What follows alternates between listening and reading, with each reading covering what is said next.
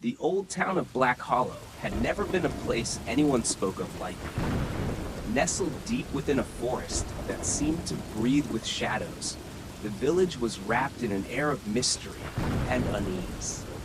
Few outsiders dared to visit, and those who did often left with stories best left unspoken. Mara had never believed in the tales. Growing up in a bustling city, she saw Black Hollow as just another dot on the map. But when she inherited her late grandmother's cottage on the edge of the town, curiosity and a need for solitude drew her there. The sun was setting as Mara's car crept along the narrow, winding road. Trees arched overhead, their skeletal branches twisting like fingers against the fading light. She tightened her grip on the steering wheel, a prickle of unease crawling along her spine. Just the woods playing tricks, she muttered to herself. The cottage appeared suddenly, a crooked silhouette against the amber sky. It was smaller than she had imagined, with peeling paint and a porch sagging under years of neglect. But there was something about it, a strange familiarity that tugged at her heart. Unlocking the door, Mara stepped inside. The air smelled of damp wood and forgotten memories. Dust motes floated in the last rays of light, filtering through lace curtains. As she set down her bags, a sudden chill swept through the room, making her shiver. "Must be drafty," she said, closing the door firmly. She lit a candle on the worn wooden table and began exploring the rooms. Each held relics of her grandmother's life. Faded photographs, embroidered linens, and a stack of old books filled with strange symbols. Mara's fingers traced the cover of one book, and a cold whisper seemed to echo in the silence. "Don't stay after dark." She snapped her hand away, startled. The room was empty. Trying to shake off the feeling, Mara prepared a simple meal and settled by the fireplace. Outside, the forest seemed to deepen into an impenetrable blackness. The wind carried faint murmurs, like voices just beyond hearing. Later, as she climbed the creaking stairs to the bedroom, she paused at a small window overlooking the woods. A figure stood among the trees, a pale woman in tattered clothes, staring directly at her. Mara blinked, and the figure vanished. Her heart pounding, she told herself it was a trick of the mind. Yet, sleep refused to come easily. The whispers grew louder, weaving through her dreams. When dawn finally broke, she was left with a growing sense that something ancient and restless watched over Black Hollow, waiting for her to uncover its secrets. Morning light spilled weakly through the dusty curtains, but Mara found no comfort in the dawn. The image of the pale woman in the woods lingered in her mind like a shadow she couldn't shake.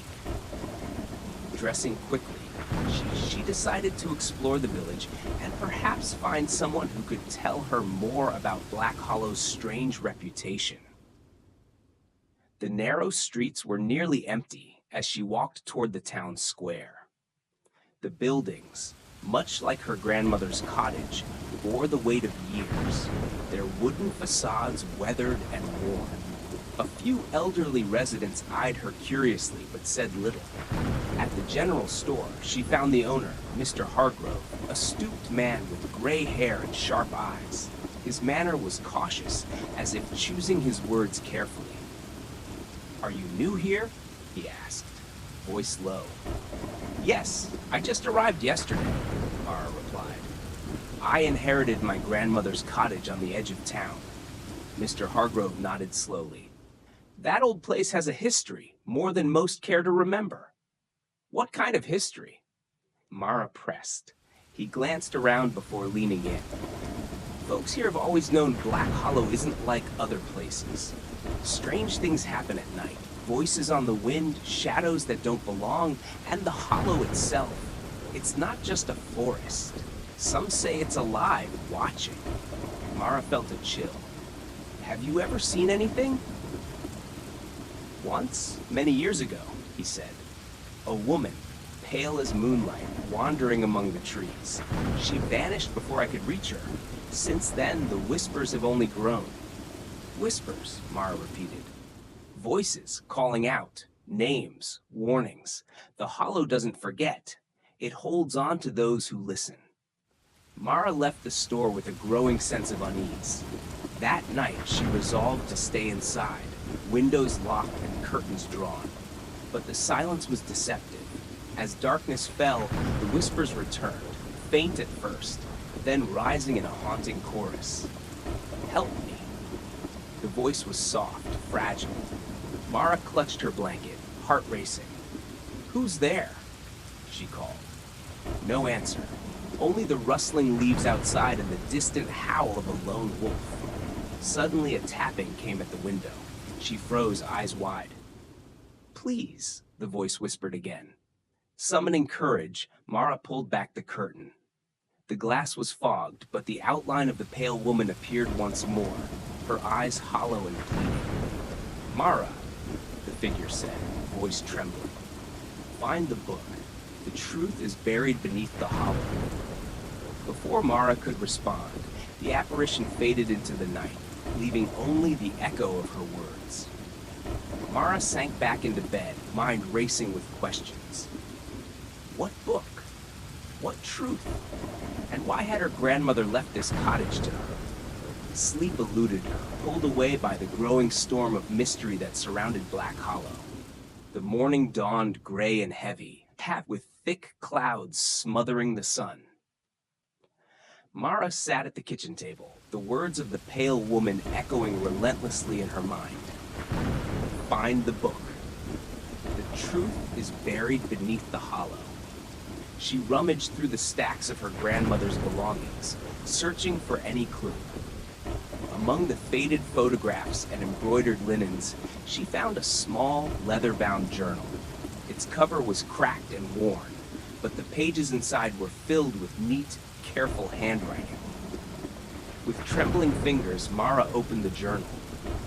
The hollow watches. It remembers. It speaks to those who listen. I have tried to protect you, but the darkness grows. The entries grew more urgent as Mara read on, filled with cryptic warnings and references to a hidden secret beneath the forest floor. Her grandmother wrote of strange lights in the woods at night, of voices carried on the wind, and of a presence that could cross between worlds. One passage caught Mara's eye. Tonight, I will seek the source.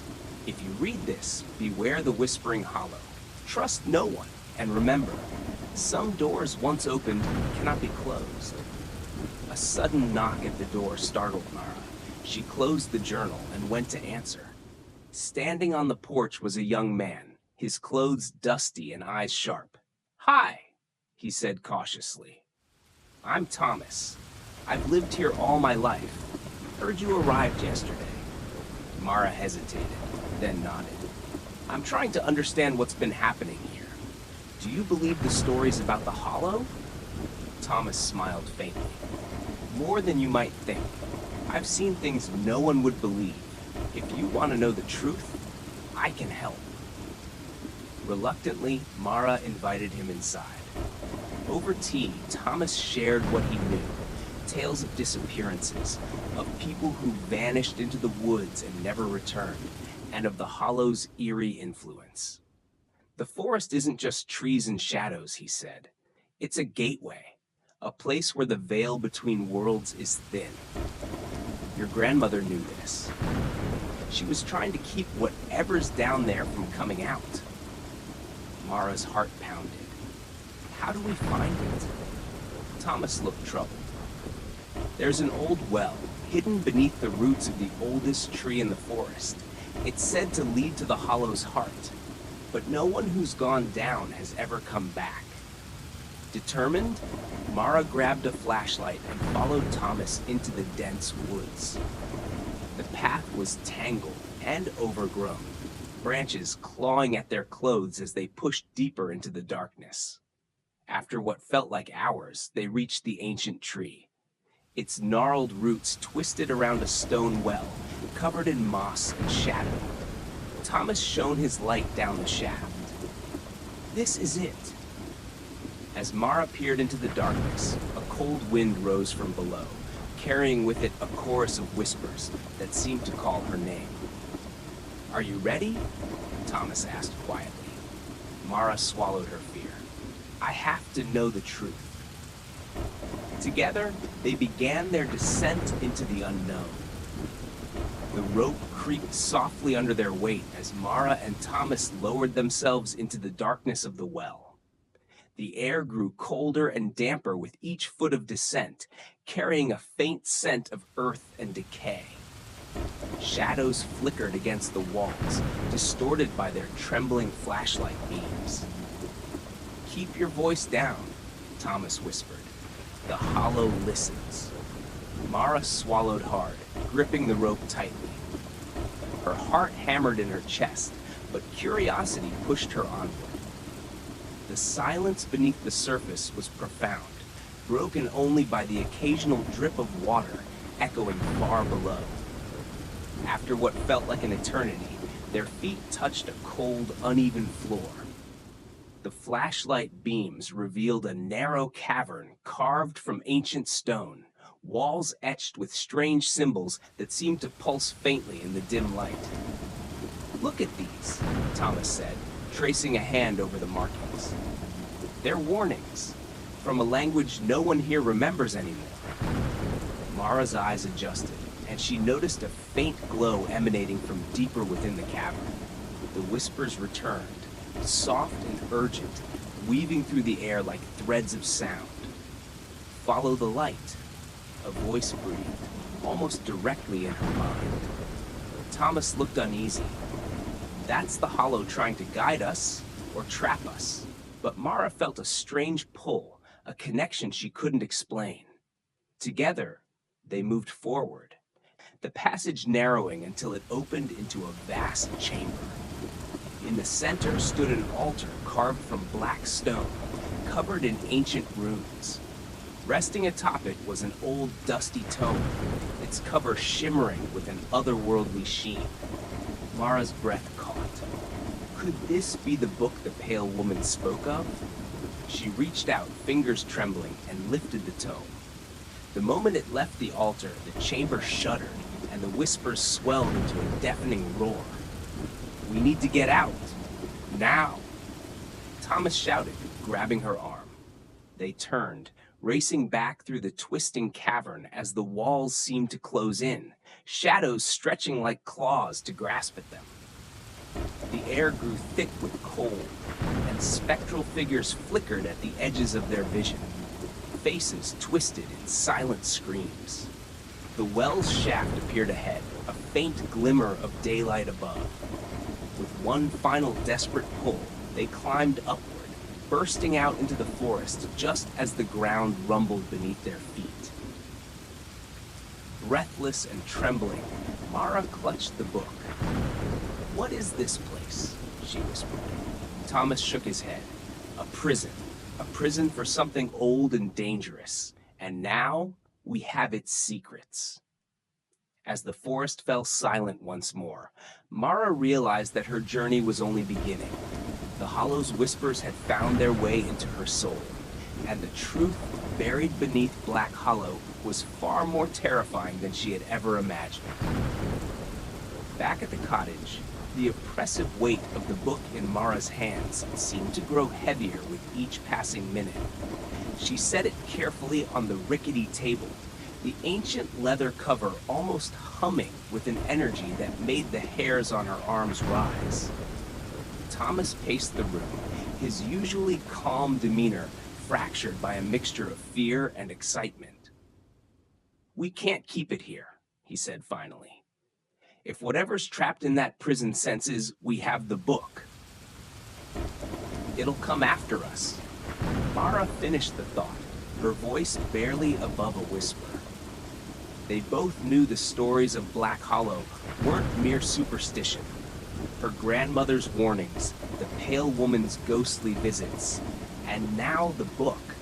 all pointed to a lurking darkness eager to break free. Mara opened the tome cautiously.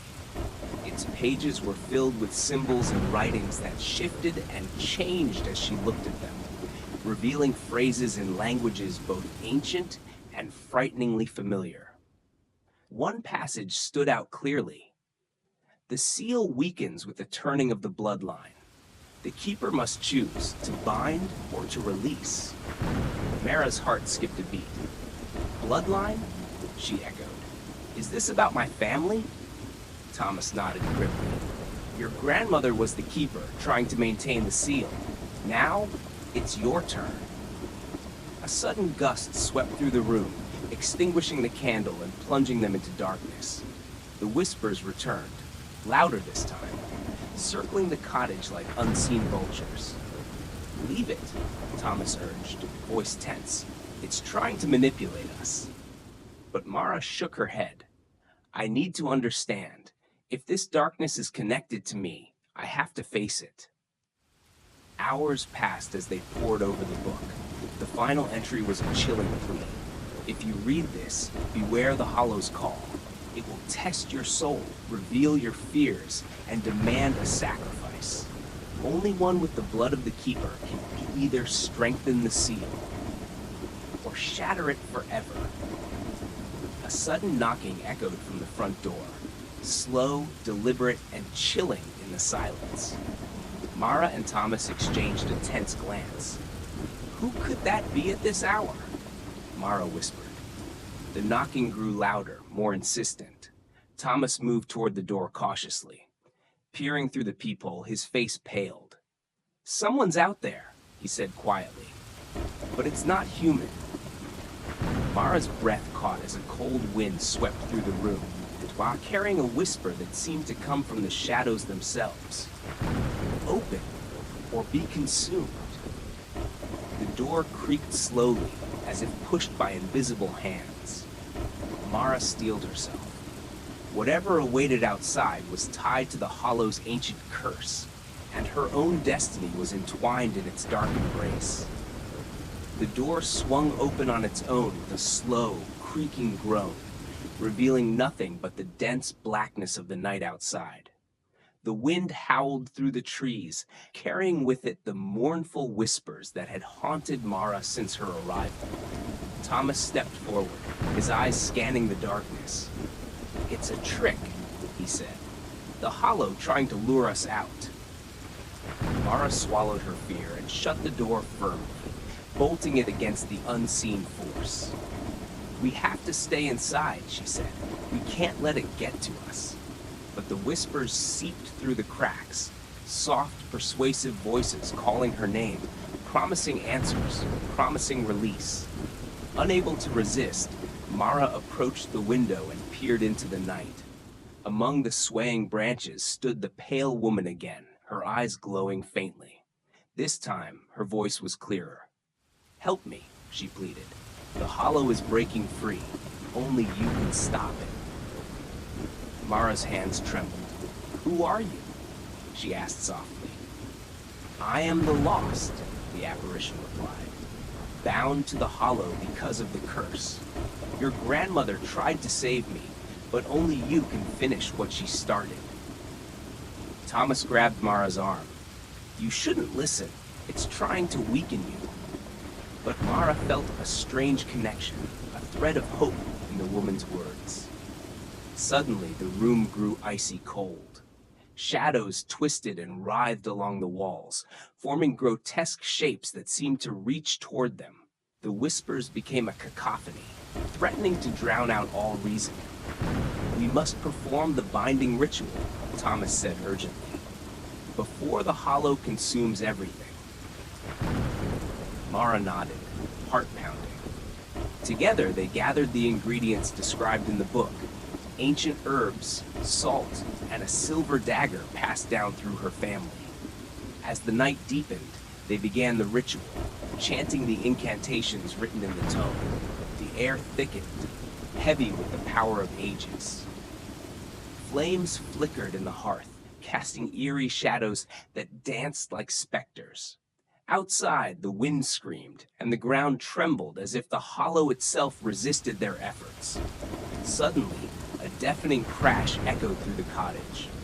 The front door burst open, throwing them into darkness.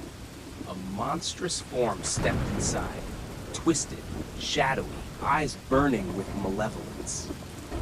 Mara raised the dagger, voice steady despite the fear. "By the blood of the Keeper, I bind you." Light exploded from the blade, illuminating the room in a blinding glow. The creature howled, dissolving into smoke and shadows. When the light faded, silence returned. Mara and Thomas stood breathless, the weight of the Hollow's curse pressing upon them still. "It's not over," Mara whispered, "but we've won this night." Thomas nodded, "And together, we'll keep fighting." Outside, the forest settled into an uneasy calm, the whispers retreating, for now. The first light of dawn filtered weakly through the broken windows, casting pale beams onto the worn floorboards. Mara sank onto a chair, exhaustion heavy in her limbs. Thomas sat beside her, equally drained but alert. "It feels like the Hollow's breath is still on our necks," Mara said quietly, rubbing her temples. Thomas nodded. "We pushed it back, yes, but the seal is fragile. It needs time to heal, and we can't let our guard down." Mara glanced at the ancient tome resting on the table. The once shifting symbols now appeared stable, as if the ritual had restored some order. "Your grandmother's journal mentioned a keeper's legacy. What does that mean for me?" Mara asked. Thomas exhaled slowly. "You're part of a long line, chosen to protect the Hollow from the darkness beneath. It's a heavy burden, but also a gift. You have the power to maintain the balance." Mara felt a mix of fear and determination. "What if I fail?" "You won't," Thomas said firmly, "because you're not alone anymore." Their quiet moment was interrupted by a soft knock at the door. Mara tensed, but Thomas went to answer. Standing on the porch was an elderly woman, draped in a cloak of deep green. Her eyes were sharp but kind. "I am Alara," she said, voice steady. "A guardian of the Hollow's secrets. Your grandmother sent me."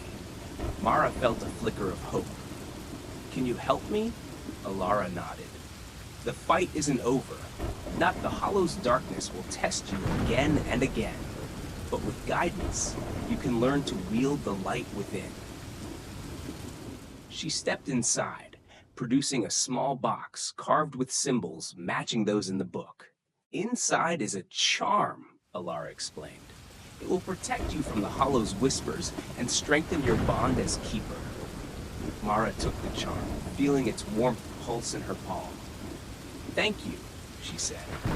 "I want to understand everything. How to keep the Hollow sealed." Alara smiled softly. "Then you must embrace the past, face the shadows, and trust your own strength." As the sun rose higher, the oppressive darkness seemed to lift slightly from Black Hollow. But Mara knew the Hollow's whispers were always near, waiting for the next moment to stir. And she would be ready. Days passed in a strange rhythm, marked by quiet mornings and restless nights. Mara spent her hours with Alara, who taught her the old ways, the rituals and knowledge passed down through generations of keepers, guardians of the fragile boundary between the living and the Hollow. Thomas remained a steadfast companion, helping to gather herbs and prepare protective wards around the cottage. One evening, as the sun dipped below the horizon, Alara led Mara to the edge of the forest. "Tonight, you will face the Hollow's test," Alara said, her voice grave. "It will seek to break your spirit, to tempt you with fears and desires, but you must remain strong." Mara swallowed her fear and nodded. The woods were alive with shadows, the trees whispering secrets in the breeze. As she stepped into the darkness, the air grew heavy and cold, and the whispers began. soft at first, then growing into a chorus of voices that seemed to echo inside her mind. Return. Abandon your quest. Join us, they urged. Mara clenched her fists, focusing on the charm Alara had given her. Its warmth spread through her like a shield, blocking the insidious allure.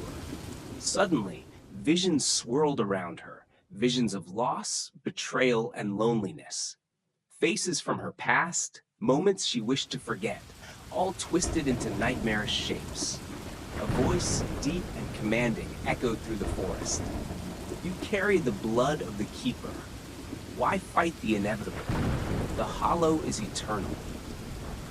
Mara's breath caught, but she stood firm. I fight to protect those I love, to keep the darkness from swallowing the light. The shadows recoiled, hissing like wounded beasts. From the depths of the forest emerged the pale woman, no longer a ghost but a living presence, eyes filled with sorrow. You have strength, she said gently.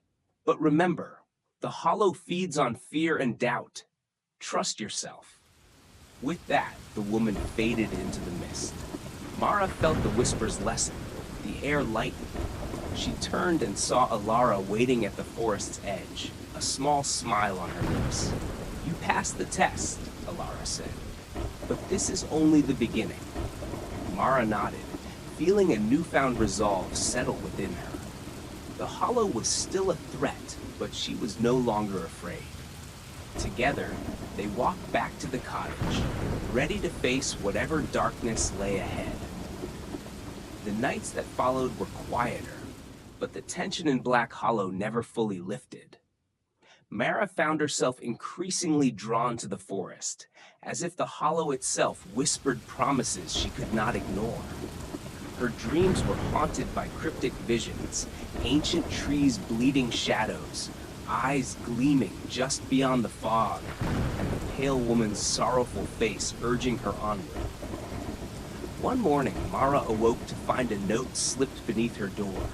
The parchment was old and brittle, ink faded but still legible.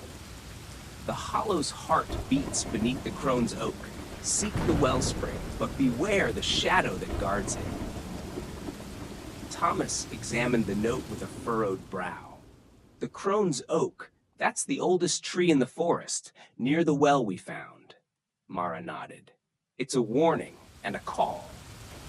Determined to uncover more, they set out at dusk, the fading light casting long, twisted shadows across the forest floor. The air was thick with the scent of wet earth and decay, and every rustle of leaves heightened their senses.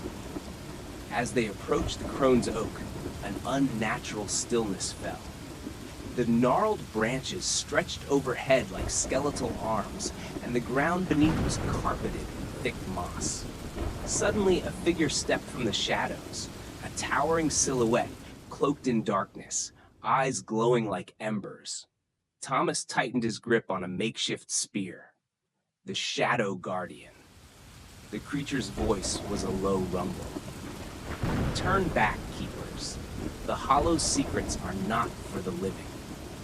Mara stepped forward, heart steady. We seek to protect the balance. We do not come to harm. The Guardian's gaze pierced her soul. Many have claimed that, only to falter. Prove your worth. A challenge was set, a test of courage and truth. Mara and Thomas faced their deepest fears in a surreal realm where time twisted and reality blurred. Shadows whispered doubts, memories morphed into nightmares, and the hollow's power pressed relentlessly. But Mara held fast, drawing strength from the charm and the teachings of Alara. With a voice clear and unwavering, she declared, I am the Keeper. I will stand against the darkness. The Guardian's form dissolved into a mist, revealing a hidden door carved into the tree's roots. Beyond was a chamber pulsing with light and shadow intertwined, the wellspring of the hollow's power. Mara reached out, feeling the energy hum beneath her fingertips. The weight of her legacy settled upon her, heavy but resolute. This is just the beginning, she whispered. Together, they prepared to face the mysteries still hidden in the heart of Black Hollow. Inside the chamber beneath the Crone's Oak, Mara and Thomas found themselves surrounded by an eerie blend of light and shadow. The walls pulsed rhythmically, as if the very earth was breathing. At the center, a shallow pool shimmered with an ethereal glow, its surface reflecting not just their faces, but fragments of memories, hopes, and fears. Mara knelt beside the pool, feeling a strange magnetism pulling her closer. As she peered into the water, images began to form. Her grandmother standing here long ago, chanting ancient words, her eyes filled with both sorrow and determination. They were trying to contain something, Mara murmured, tracing the water's edge. But what? Thomas examined the runes carved into the stone. It speaks of a pact, a binding made centuries ago to protect the world from a darkness born in the hollow. Suddenly, the water rippled violently. A voice, deep and resonant, echoed around them. Why do you seek me, child of the Keeper? Do you come to release or to bind? Mara's heart raced. I come to protect, to keep the hollow's darkness sealed. The pool's surface shifted, revealing a shadowy figure, a being cloaked in mist, its eyes twin embers glowing with ancient power. I am the spirit of the hollow's heart, it said, bound by the pact, imprisoned by your ancestors. Your bloodline is the key. Thomas stepped closer. What must we do? The spirit's gaze pierced Mara. To strengthen the seal, a sacrifice is required, not of blood, but of fear. Face the darkness within, and the hollow's grip will weaken. Mara swallowed her fear, feeling the weight of her responsibility. I am ready. The chamber darkened as shadows swirled around her, forcing her to confront visions from her past, moments of doubt, pain, and loss. Each memory weighed heavily, but with the charm's warmth and the spirit's presence, she found the strength to stand firm. As the last shadow faded, a brilliant light erupted from the pool, washing over the chamber and sealing the ancient pact anew. Exhausted but resolute, Mara rose. The hollow's heart is safe, for now, she said. Thomas smiled. You did it. Your grandmother would be proud. Mara looked toward the chamber's exit, knowing their journey was far from over. The hollow's whispers still lingered. Tish now. But now she carried the legacy of the Keeper, a beacon against the encroaching darkness. Outside, the forest seemed to breathe easier, the first rays of dawn piercing the mist, and Mara felt for the first time a glimmer of hope. The weeks that followed brought a fragile peace to Black Hollow. The oppressive whispers that once haunted Mara's nights had softened to a mere murmur, like distant echoes fading with the dawn. The villagers noticed the change too. The air seemed lighter, the shadows less menacing. Yet Mara knew better than to trust this calm fully. The hollow's darkness was patient, waiting for the moment to strike again. One evening, as she sat by the fire with Thomas and Alara, a sudden chill swept through the cottage. The flames flickered, casting long, trembling shadows. Alara, Mara began hesitantly. What happens if the seal weakens again? If the hollow finds a way to break free? Alara's eyes darkened. Then the balance tips. The darkness will spread beyond the forest, consuming everything in its path. Thomas frowned. Is there no way to strengthen the seal permanently? Alara shook her head slowly. The seal is tied to the bloodline, to the keepers who guard it. Without their vigilance, it will falter, and the hollow grows cleverer with each passing year. Mara clenched her fists. Then we must be ready. I won't let the darkness win. That night, Mara dreamed of the pale woman once more. This time, the apparition's eyes held a desperate urgency. The the Hollow's curse is deeper than you know. There is a key, a hidden truth that can change everything. Seek the forgotten chapel beneath the hill, but beware, the shadows guard their secrets fiercely. Awakening with a start, Mara shared the vision with Thomas and Alara. The forgotten chapel, Alara said quietly. An ancient place, lost to time and memory. It was said to be a sanctuary, but something dark took root there. Determined, the trio prepared to journey beneath the hill the next day. As dawn broke, they set out, the forest seeming to watch their every step. The path grew steep and rocky, the air thick with an unnatural stillness. At the summit lay a crumbling stone building, half swallowed by earth and vines.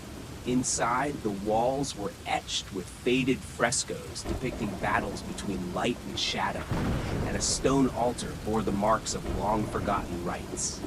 But as they explored, a cold presence settled over them. The shadows thickened, coalescing into forms both terrifying and familiar. The Hollow's whispers rose again, a chilling reminder that some secrets were guarded by more than time. Mara steadied herself. We're close to uncovering the truth. Whatever waits here, we face it together. And as the darkness pressed in around them, the fight for Black Hollow's soul continued. The crumbling chapel's air was thick with ancient sorrow and untold secrets. Mara, Thomas, and Ilara moved cautiously, their footsteps echoing softly against the stone floor. Faint beams of sunlight filtered through broken stained glass windows, casting fractured colors onto the moss-covered walls. Mara's gaze was drawn to the altar. Scattered around it were shards of broken relics and faded scrolls partially buried beneath dust and debris. Alara knelt, brushing away layers of dirt. This place was once sacred, a beacon for those who sought protection from the darkness. But something corrupted it. A sudden chill swept through the chapel.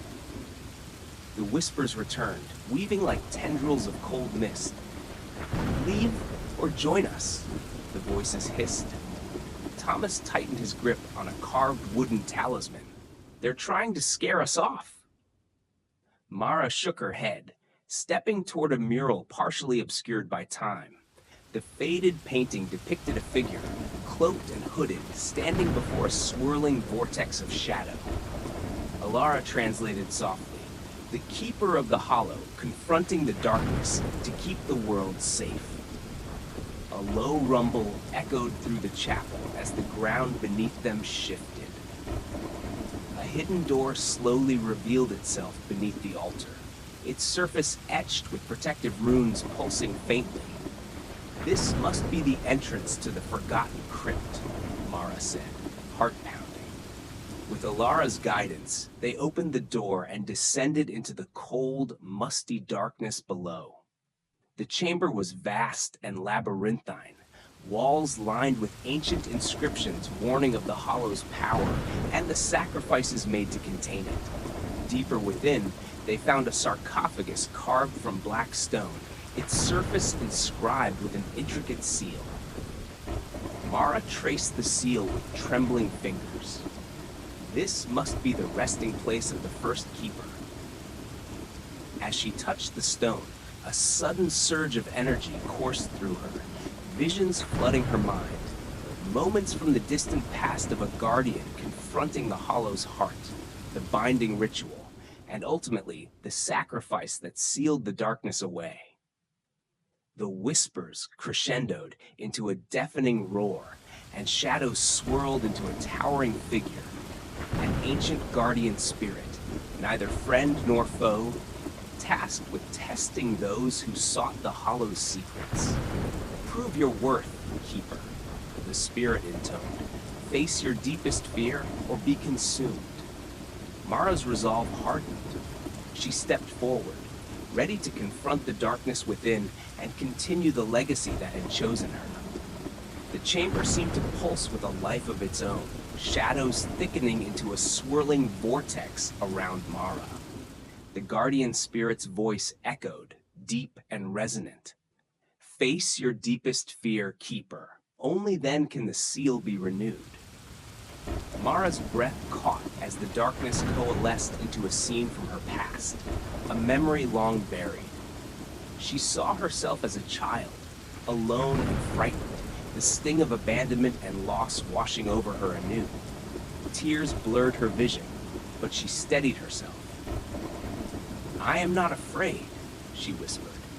The vision shifted, showing moments of doubt. At times, she questioned her strength, her worthiness to carry the Keeper's legacy. "You are stronger than you believe," the spirit said, "but you must trust yourself." Mara closed her eyes, drawing in a steadying breath. She reached within, finding the courage that had carried her thus far. The warmth of the charm Alara gave her blossomed in her palm, a beacon against the darkness. When she opened her eyes, the shadows began to recede, the chamber filling with a soft, golden light. The guardian spirit nodded, its form dissolving into shimmering particles that drifted toward the seal on the sarcophagus. With a low hum, the seal brightened, its protective power renewed. Exhausted but triumphant, Mara turned to Thomas and Alara. "It's done," she said. "The seal is stronger now." Alara smiled, pride shining in her eyes. "You have proven yourself worthy. The Hollow's heart is safeguarded for another generation." Thomas clapped a hand on her shoulder. "You're not just a keeper, Mara. You're a guardian." Outside, the first light of dawn broke over Black Hollow, chasing away the lingering shadows. But Mara knew the Hollow's whispers would never fully fade. The darkness was patient, eternal, and so was her duty. In the days following the ritual, Mara felt a strange calm settle over her, as if a great weight had lifted. The oppressive darkness that had clung to Black Hollow seemed to retreat, and even the villagers began to breathe easier. Yet, beneath this fragile peace, a new awareness stirred within Mara. The Hollow was not just a place of shadow and fear. It was a living entity with its own will, a force balanced delicately between light and dark. One afternoon, as Mara wandered near the forest's edge, she heard a soft melody carried on the breeze. Following the sound, she came upon a small clearing bathed in golden sunlight, where wildflowers swayed gently. There, seated beneath an ancient oak, was the pale woman, no longer a ghostly apparition, but a tangible presence, her eyes warm and luminous. "Mara," she said softly, "you have done what many could not. You have healed a wound that ran deep." Mara approached cautiously. "Who are you?" "I was once like you, a keeper, bound by duty and sacrifice, but I was lost to the Hollow's darkness, trapped between worlds." The woman smiled sadly. "Now, I am free, thanks to you." Mara felt a surge of compassion. "What happens now?" "The Hollow will always call to those who listen," the woman replied. "But with you as its guardian, there is hope." They spoke long into the fading light, sharing stories of past keepers and the sacrifices made to protect the balance. As night fell, the woman's form shimmered and began to dissolve into the air. "Remember," she whispered, "the light shines brightest in the deepest shadow." Mara watched as the last trace of her vanished, feeling a renewed strength course through her. Returning to the village, Mara knew her journey was far from over. The Hollow's whispers would never cease entirely, but with each step, she would stand as a beacon against the darkness. And Black Hollow, once a place of fear and mystery, could begin to heal. The following weeks found Mara settling into her role as keeper with a quiet determination. She walked the forest paths daily, tending to the wards and sacred places her grandmother had protected. The villagers, once wary, began to approach her with tentative smiles and stories to share. fragments of Black Hollow's history woven with superstition and hope. One evening, as twilight dipped into night, Mara found herself drawn to the edge of the hollow, where the trees grew thick and the air held a charged stillness. Thomas joined her, his face thoughtful. "There's something different about the hollow now," he said. "Less sinister, but alive in a new way." Mara nodded. "I feel it too, like the forest is breathing, watching." As they stood in silence, a sudden rustling came from the underbrush. Mara's heart quickened, but the sound revealed not danger, but a small fox, a creature with fur mottled like the shadows and eyes that gleamed with intelligence. The fox regarded them calmly, then trotted to Mara's feet, pressing a small, wrapped bundle into her hand before disappearing into the trees. Unwrapping it, Mara found a delicate pendant carved from wood and bone, etched with the same symbols from the book and chapel. A note accompanied it. "For the keeper, a gift from those who walk between worlds. Protect the balance." Mara fastened the pendant around her neck, feeling its warmth settle over her like a shield. Thomas smiled. "Seems the hollow itself acknowledges you." Mara took a deep breath, the weight and promise of her legacy clear before her. The hollow's whispers might still echo through the night, but now she was not just listening, she was answering. And with that, the story of Black Hollow's keeper continued into the quiet promise of dawn. Months passed, and the seasons shifted gently over Black Hollow. Mara's connection to the forest deepened with each day, the boundary between her and the hollow growing thinner, yet more harmonious. The pendant she wore pulsed softly against her chest, a constant reminder of the fragile balance she was sworn to protect. One crisp autumn evening, as amber leaves swirled in the breeze, Mara and Thomas sat by the fireplace, the ancient tome open between them. Alara had returned to the village, offering guidance from afar, her presence felt in whispered letters and occasional visits. "We've come far," Thomas said, his voice low. "But the hollow's nature is cyclical, darkness and light always in flux." Mara nodded, tracing the faded runes on a page. "The book speaks of a final binding ritual, a ceremony to renew the seal once every century." Thomas looked up sharply. "But the last entry warned of a choice, to bind or to release." Mara's gaze was steady. "I've wondered about that. What if the hollow needs to be set free to restore true balance?" The room grew quiet, the weight of possibility hanging between them. Days later, Mara ventured alone into the heart of the forest, the pendant glowing faintly as she approached the wellspring beneath the crone's oak. The air was charged, alive with the whispers of unseen spirits. In the pool's reflection, she saw not only herself but the countless keepers who had come before, each faced with the same choice. Mara closed her eyes and spoke softly. "I accept the legacy. May the hollow's heart find peace, whatever path that may be." The water shimmered, and a profound calm washed over her. As she opened her eyes, the forest seemed to breathe anew, light and shadow entwined in a delicate dance. Returning to the village, Mara felt the mantle of the keeper rest lightly upon her shoulders. Not a burden, but a sacred trust. And as Black Hollow slept beneath the stars, its whispers carried a new promise. That darkness need not be feared, but understood, embraced, and balanced. The days grew shorter, and the chill of winter crept into Black Hollow, blanketing the village in frost and silence. Mara's footsteps crunched on the frozen earth as she made her way through the forest. The pendant's gentle warmth, a steady comfort against the biting cold. Though the hollow's whispers had softened, Mara remained vigilant. The balance she had pledged to protect was delicate, and the shadows still moved with quiet intent.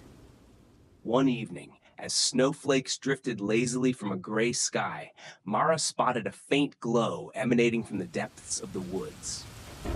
Drawn by curiosity, she followed the light to a small clearing where an ancient stone circle stood, half buried beneath the snow. The stones pulsed with a soft, otherworldly radiance, their surfaces etched with runes that shimmered faintly. Suddenly, a figure stepped into the clearing, a woman draped in robes woven from moonlight and mist, her eyes reflecting the silent stars. "I am Leora," she said, voice melodic and calm. "A guardian from beyond the veil. I come with a message for the Keeper." Mara's heart quickened. "What message?" "The hollow cycle is turning once more," Leora explained. "Old shadows stir and new ones awaken. You must prepare. The next century's binding ritual approaches, but this time, the choice you make will echo across all worlds." Mara absorbed the weight of the words. "Is there guidance? How do I face what's to come?" Leora smiled gently. "Trust in your strength and in those who walk beside you. Remember, even in deepest darkness, the smallest light can shine brightest." With that, the guardian vanished as silently as she had appeared, leaving Mara alone with the snow and the glowing stones.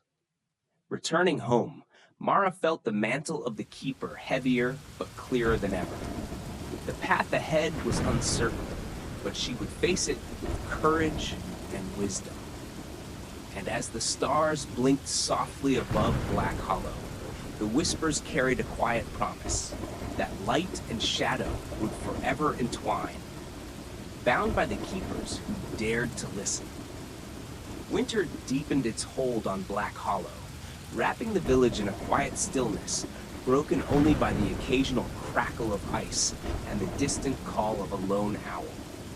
Mara spent her days preparing, studying the ancient texts, reinforcing the protective wards, and seeking wisdom from the elders who still remembered the old ways.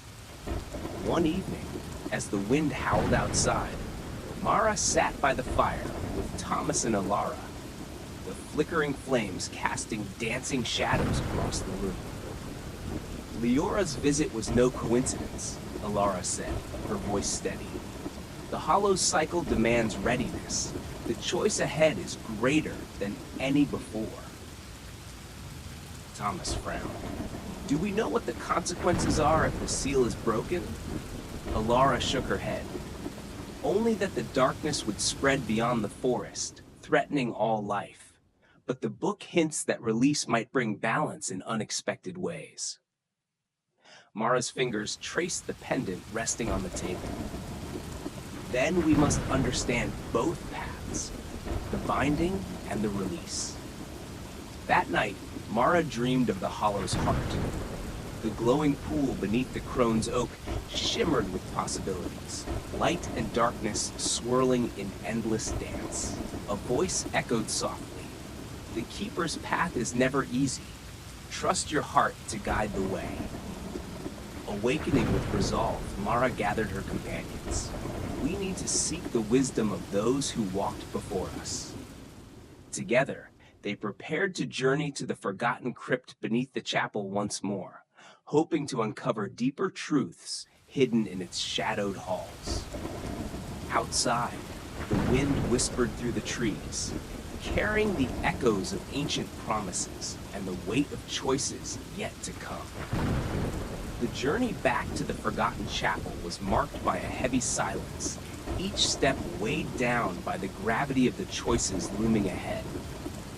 Mara, Thomas, and Alara moved cautiously through the forest, the familiar shadows seeming less threatening now, yet still alive with unseen eyes. Upon reaching the chapel, the air inside was thick with ancient energy. The faint glow of runes illuminated the stone walls as they descended once more into the crypt below. The sarcophagus of the first keeper awaited them, its seal still vibrant from Mara's recent renewal.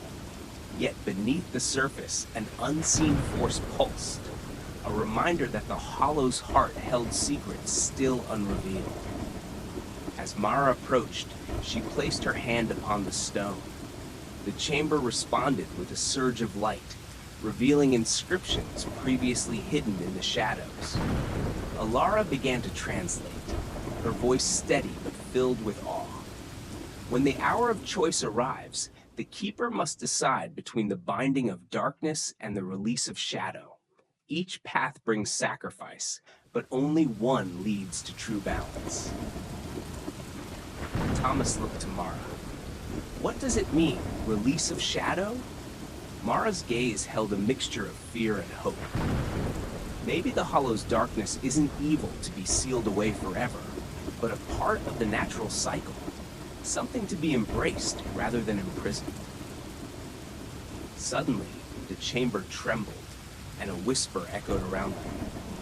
The time approaches. Choose wisely, Keeper. Mara felt the weight of her ancestors' gaze upon her, the legacy of countless keepers before her. With steady breath, she vowed to face the coming trial with courage and heart, knowing the fate of Black Hollow and perhaps the world rested in her hands. But you are not alone, Mara. The veil between worlds is thin, and others like me walk alongside you, silent guardians who keep the balance from tipping into chaos. A convergence is coming. You must be ready. Mara stepped closer, her breath forming mist in the air. What do I need to do? Leora reached into the folds of her robe and produced a small crystalline orb.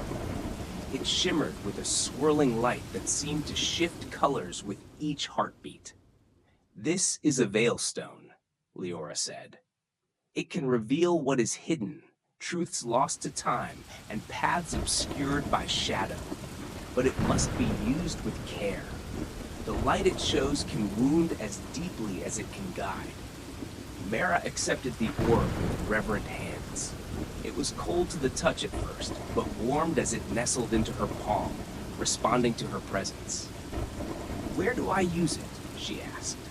When the first thaw comes, Leora said, go to the mirror tree. Beneath its roots lies a forgotten truth, one your grandmother feared, one your bloodline is destined to confront. Then, like a snowflake caught on the wind, Leora vanished, her form dissolving into the falling snow. Mara stood alone in the glowing circle, the veilstone clutched tightly in her hand.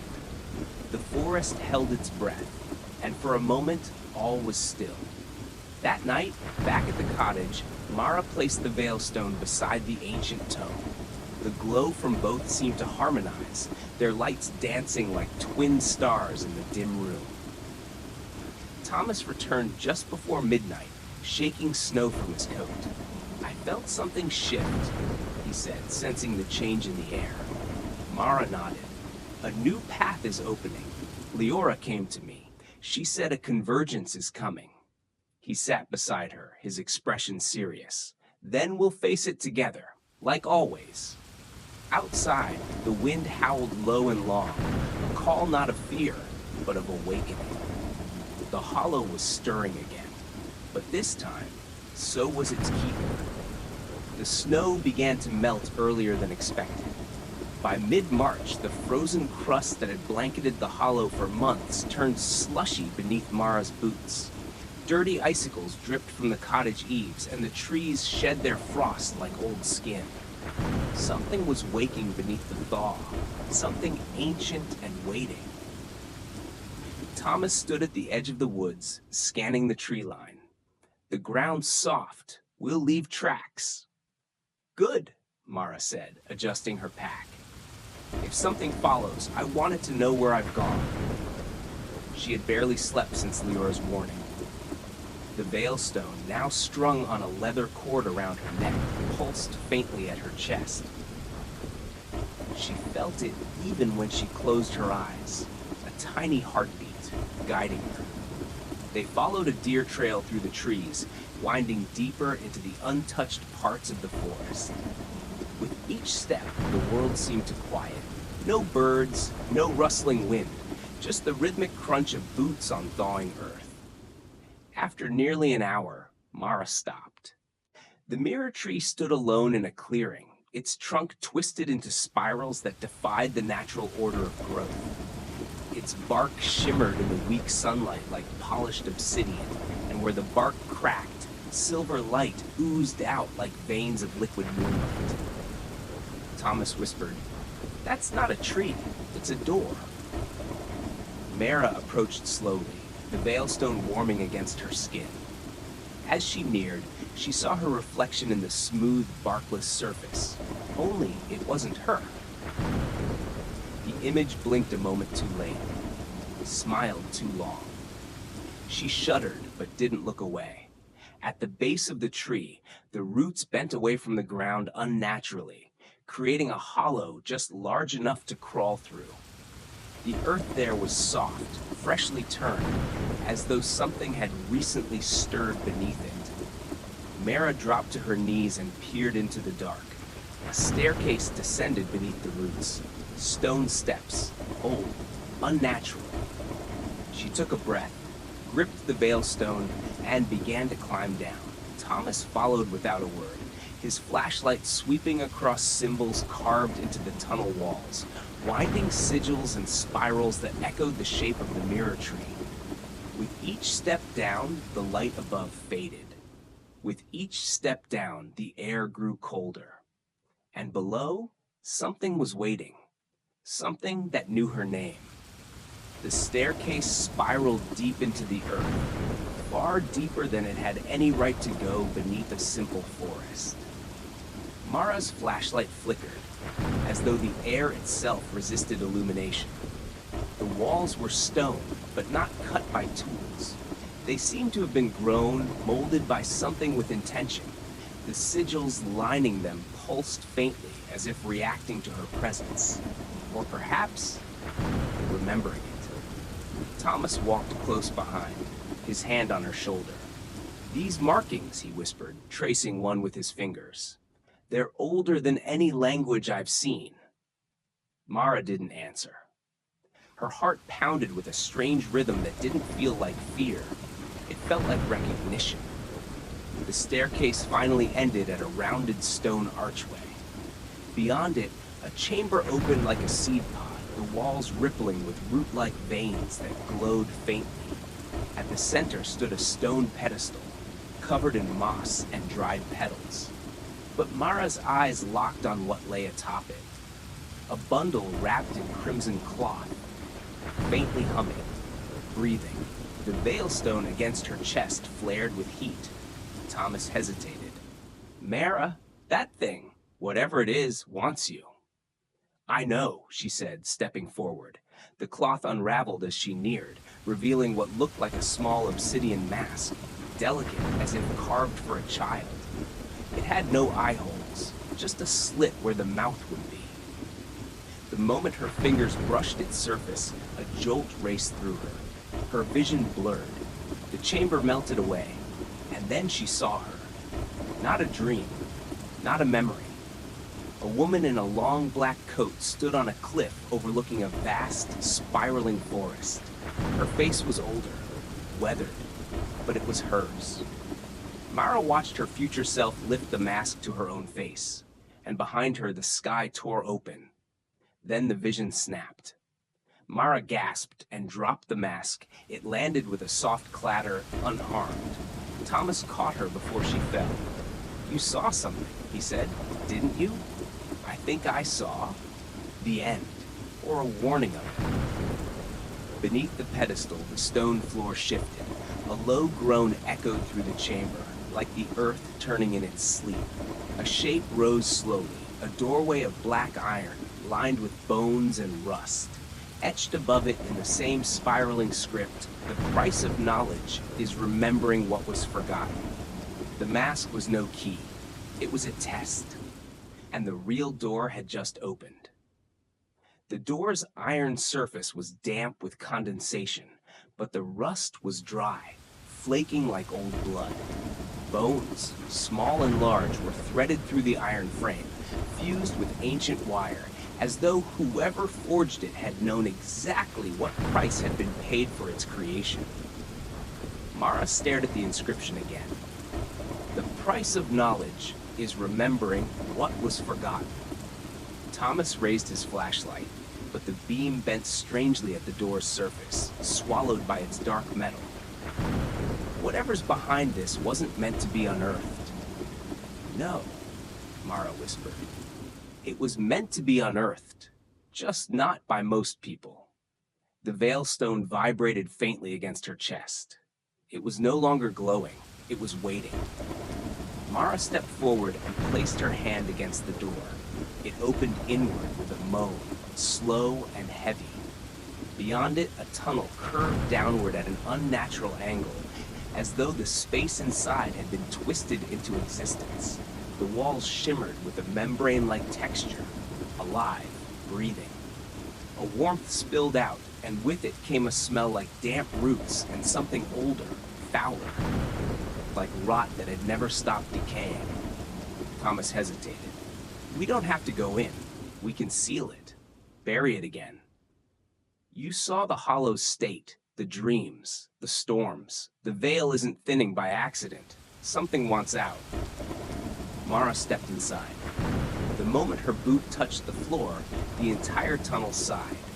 It wasn't air. It was memory. Visions bled into the edges of her mind. Children in the woods, chanting in forgotten tongues. A woman screaming into an empty mirror. Her grandmother standing beneath the mirror tree, whispering, "Forgive me," over and over again. Mara stumbled, gripping the tunnel wall. The surface moved beneath her hand, warm and pulsating. "It's not just a place," she muttered. "It's a wound." Thomas caught up, eyes scanning every inch. Or a mouth. They pressed forward, the tunnel growing narrower, then suddenly opening into a vast cavern bathed in crimson light. And in the center, a spire of black stone. Floating above it, a book, bound in pale leather, etched with the same sigils from the tree and the stairs. It pulsed once, as if it knew she had come. Mara took a step toward it, and the walls of the cavern screamed. Not metaphorically, the stone itself screamed. A voice boomed, not from the air but from inside her skull. "Reader, bloodbound, return what was taken." The ground cracked. Roots surged up like skeletal fingers, and the book opened by itself to a page with her name written in living ink. Mara froze. Her name bled across the open page, not written in ink, but something darker, thicker. It shimmered wetly in the dim light, pulsing as though it had only just been written, with her own blood. Thomas pulled her back by the arm. "That book, Mara, it knows you. Whatever this is, it's not history. It's alive." "I think it's more than that," she whispered. "It's memory, and it remembers me." The voice echoed again, lower now, closer. "The debt is due. The reckoning begins." The roots writhed beneath their feet, cracking the stone floor of the cavern. Above, the ceiling shuddered, and dust drifted down like ancient snow. Mara stepped forward, despite the rumble beneath them. The book hovered inches above the spire, its pages turning of their own accord, faster and faster until they landed on an image burned into parchment. A drawing of the mirror tree, but aflame, its branches twisted into a screaming face. Beneath it, dozens of smaller figures knelt in a ring, hooded, chained together. And at the center, a woman holding a child. The child's face was hers. Mara's breath caught, her knees buckled. Thomas steadied her. "This isn't just about you," he said. "It's your line, your bloodline." "They offered me," she said hollowly. "A child offered to the hollow. My grandmother must have stopped it somehow, hid me. But the price, it never went away." As if in response, the cavern quaked again, and from behind the book, something began to form, a shape pulling itself from the shadows like tar rolling uphill. A figure cloaked in black, face wrapped in bandages. Its presence made the air shiver. Thomas raised his flashlight, then froze. "No shadow," he muttered. It has no shadow. The figure reached toward Mara, not to harm, but to receive. It wanted the Veilstone. Mara clutched it. "If I give it this, it might let you go," Thomas said, "or it might finish what it started years ago." The figure took another step forward, and this time it spoke, not in words but in thousands of murmurs, like every whisper the Hollow had ever heard. "Remember, choose, return." And the book turned to the final page. It was blank, waiting for Mara to write the ending. Mara stared at the blank page, her reflection warped in the glossy surface of the open book. The pulsing grew louder, matching her heartbeat. The Veilstone burned against her chest, not with heat, but with weight. Like it suddenly remembered how heavy it was with history. She could barely breathe. The cloaked figure waited, arms still outstretched, unmoving.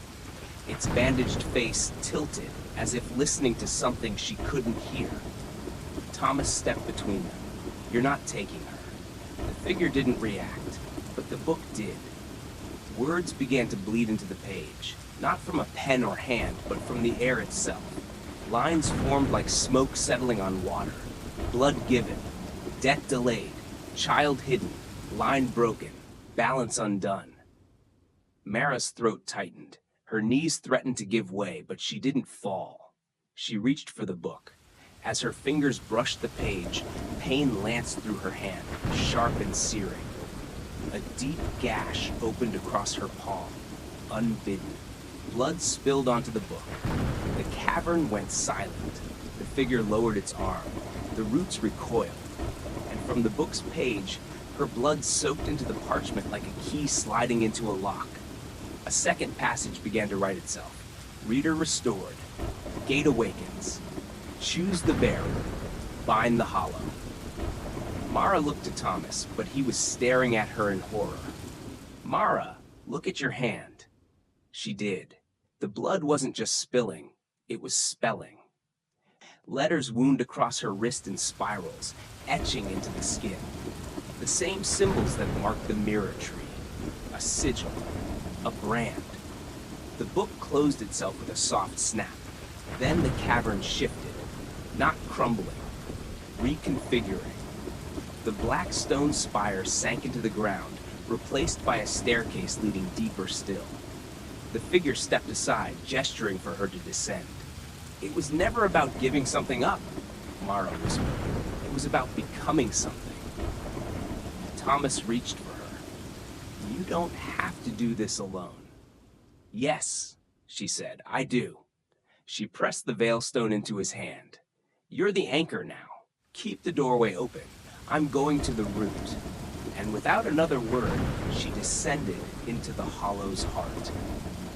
The stone steps beneath Mara's feet felt wet with memory.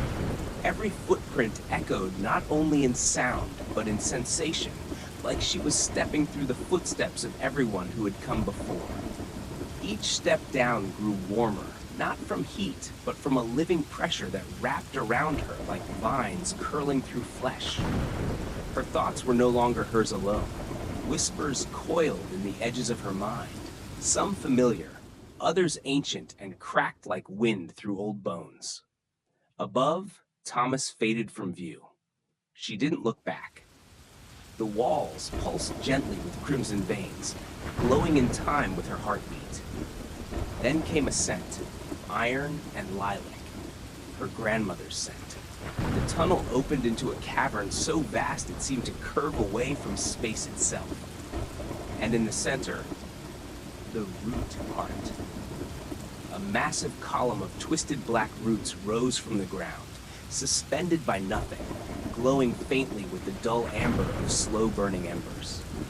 At its base, a pool of ink-like liquid churned soundlessly, its surface broken only by shapes shifting just beneath it, like things dreaming with open eyes. Mara stepped closer. The sigils on her arm flared again, and the root heart responded. A hollow sound rang through the chamber, like a breath drawn in over a grave. Then the voices returned, clearer this time, layered, The line is broken. The child is marked. The price cannot be erased, Mara whispered. Then let it be paid. From the pool, a figure rose. It was not cloaked, not shrouded. It was her. Not a mirror, not a shadow, but a version of Mara twisted by the hollow. Her skin bark-like and cracked. Her eyes root-white and blind. Her mouth stitched shut. The Rootborn. It raised its hand and pointed to the pool. Mara understood. Not death, not sacrifice. Integration. She stepped forward. The blood from her palms still ran freely, dripping into the inky water. As it touched the surface, the pool shimmered and reflected not her face, but every ancestor before her, flickering one by one. Each of them bore the same brand. Every one of them had come close and turned away.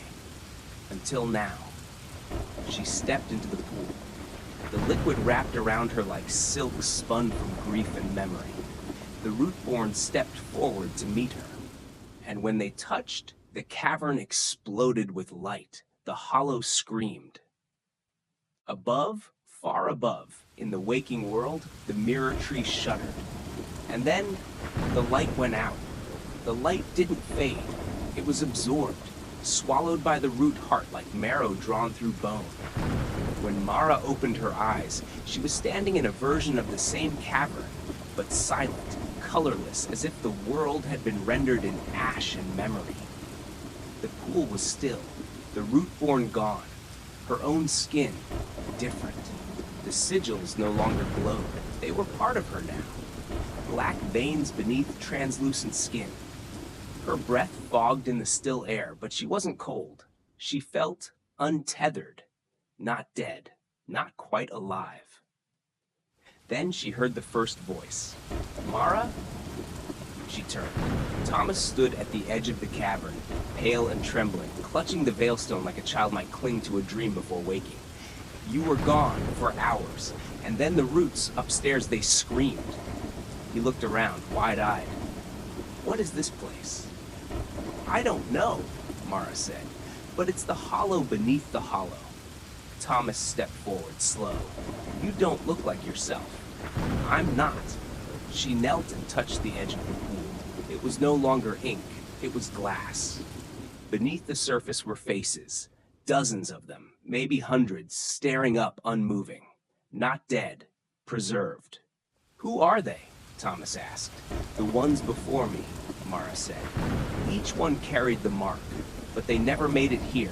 They were trapped by fear, or by the guardians of the gate, or by themselves. Thomas crouched beside her. Why you? Mara didn't answer. Instead, she raised her palm. The sigils moved, shifting on her skin like ink drifting on water. The cavern trembled. From the root heart, a tendril of root extended slowly toward her chest. She didn't flinch. The root touched the mark and sank in. The chamber gasped. The walls came alive with light, illuminating an ancient map across the stone. Veins, paths, branches, tunnels intersecting towns, rivers, bones. They weren't just beneath Black Hollow. They were everywhere. The thin place, Mara whispered. It's not a place, it's a web. Thomas's voice was barely audible. Then that means it's spreading. And on the glassy pool, the reflections shifted. Now there were two Maras standing there, one above and one still beneath. Mara stared into the glassy surface, transfixed by the second self looking back at her from beneath. But it wasn't a reflection. The other Mara, rude-eyed, expressionless, moved independently. Her hands drifted upward, pressing against the underside of the barrier. Her face bore no malice, only inevitability, like something long buried, patient and waiting. The Rootborn was not just a creation of the Hollow, it was a part of her. Thomas backed away from the edge. Mara, I think it wants to take your place. No, she said softly. It wants to become whole. Suddenly, cracks formed in the pool's surface. Not like breaking glass, but like an old seal failing. The sigils on Mara's skin flared again, and she staggered. A whisper slid through the chamber. Two cannot exist. The gate demands one. Thomas reached for her. You have to fight it. Whatever it is, don't let it take you. She looked at him, eyes full of understanding. It's not taking me, it is me. The part of me that's always been connected to this place. My blood, my memory, my fear. You're not making sense. I think I finally am. Another crack, and then another. The root-born beneath raised its hand and placed it perfectly against Mara's palm, only a pane of hollow glass between them. Then they spoke in unison. One must anchor, one must enter, one must remember. Mara turned to Thomas, heart pounding. The book, it said the debt could not be erased. He nodded. Only paid.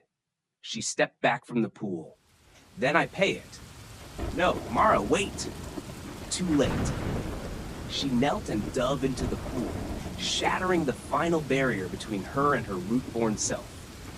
There was no splash, only silence, as if the air had simply accepted her like water accepts a stone. And then, a shockwave. The sigils on the cavern walls burst into gold light. The veilstone in Thomas's hand grew warm, then white-hot, and fused to his palm. He screamed, and then he heard her voice. But it wasn't coming from the pool. It was coming from inside the tree above, the mirror tree. Mara? She had passed through, into the thin place proper. Thomas stumbled backward, clutching the veilstone fused to his hand. Its glow pulsed with slow rhythm, like a second heartbeat inside his palm. The pain was fading, replaced by a heavy stillness, like someone else's breath had been folded into his own lungs. The glass pool had gone dark. The rootborn, gone. And Mara? Nowhere. Except she was somewhere. Her voice had not been memory. It had moved through him. Above, in the world above of the hollow, the mirror tree twisted. Not violently, but with purpose, like a weather vane caught by a new wind. Its roots, long hidden, burst through the earth and coiled around stones, reaching toward the east, toward something old awakening. And in the depths beneath it, Mara floated in silence. No walls, no ground, no air, just a presence. The thin place was not a space in the usual sense. It was layered time, folded memory, emotion without bone. It pressed against her skin and whispered with her own voice, as though her every thought were echoed back with too many mouths. All around her, fractured images hung like suspended paintings in a void. A candle burning out inside a child's bedroom. A woman running down a long dirt road in the rain.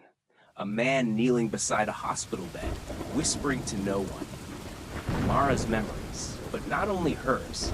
They flickered like pages being turned by unseen fingers. She tried to breathe, but there was no breath.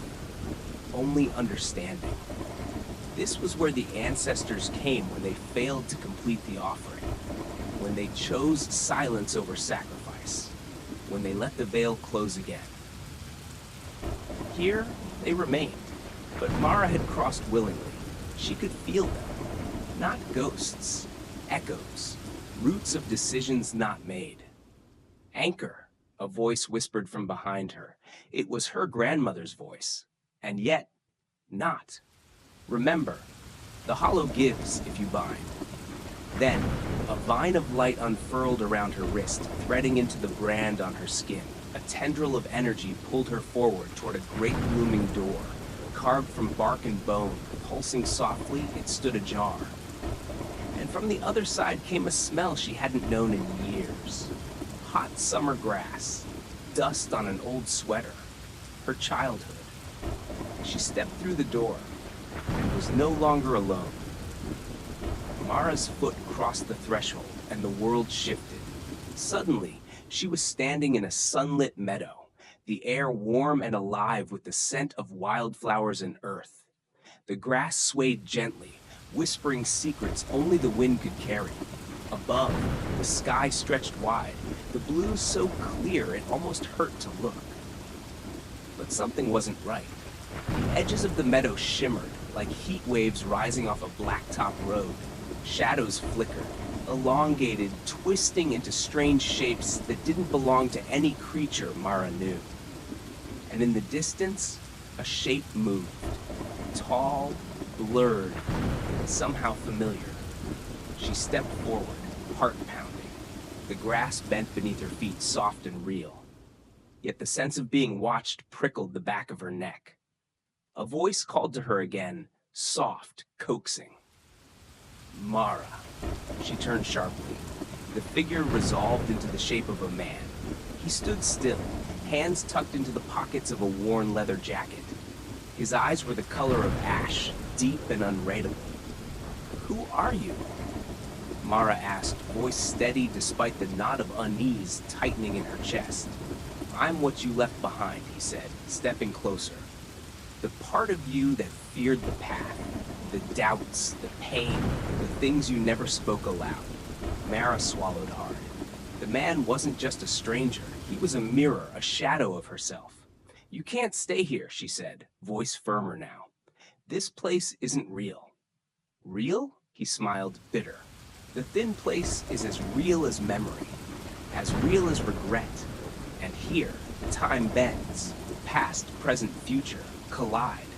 You're stuck, Mara, unless you face what you buried. A cold wind swept across the meadow, carrying whispers from the trees surrounding them. Mara's mind raced, visions of lost chances, painful choices, and the people she'd left behind flickered like broken film. She looked down at the veilstone still glowing faintly on her wrist. To move forward, the man said, you must make peace with what you fear. Mara took a breath. The weight of years pressed down, but inside, a spark stirred. The path wasn't just ahead, it was within her. I'm ready, she whispered. The man nodded, the edges of his form blurring as he began to dissolve like mist. The meadow around her brightened, the shadows retreating. And somewhere, far beyond, the mirror tree pulsed with a quiet, steady light, waiting. The meadow faded like a dream slipping away at dawn. Mara's breath came steady as she found herself once again at the base of the mirror tree, its twisted limbs reaching toward the star-streaked sky. Her fingers brushed the veilstone's smooth surface. It pulsed faintly now, warmer and steady, like a heartbeat syncing with her own. The man's words echoed in her mind. Make peace with what you fear. She glanced back at the house, its windows dark, waiting. There was no turning away anymore. Mara pushed through the low branches and found the narrow path winding deeper into the forest. The air thickened, the smell of damp earth and moss wrapping around her like a shroud. The trees leaned inward, their trunks gnarled with age, whispering secrets she couldn't yet understand.